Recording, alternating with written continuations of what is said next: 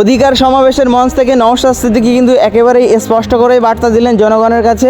জনগণের সামনেই কিন্তু স্পষ্ট ক্লিয়ার করেই বললেন যে বিজেপি যদি আমাকে টাকা দেয় তাহলে সেই টাকাটা আমি নওশাদ সিদ্দিকী নিব, এবং যে টাকাটা করে দিতে পারবে তাকে কিন্তু 90% ভাগ দিবে এবং নওশাদ সিদ্দিকী কিন্তু 10% নিবে। কি বললেন সরাসরি নওশাদ সিদ্দিকী, শুনোই নাই।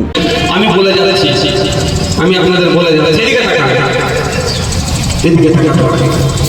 বলে যাচ্ছি, আমি প্রকাশ্যে বলে যাচ্ছি, বিজেপি যদি আমাকে টাকা দেয় আমি টাকা নেবো। এত মানুষ সাক্ষী আছে, এত মানুষ সাক্ষী আছে নেবো। তবে হ্যাঁ, যে ভাই যে বন্ধু আমার টাকার ব্যবস্থা করে দেবে তাকে আমি 90% টাকা ফেরত দিয়ে দেবো, 10% টাকা আমি আমার পার্টি চালাতে খরচ করবো।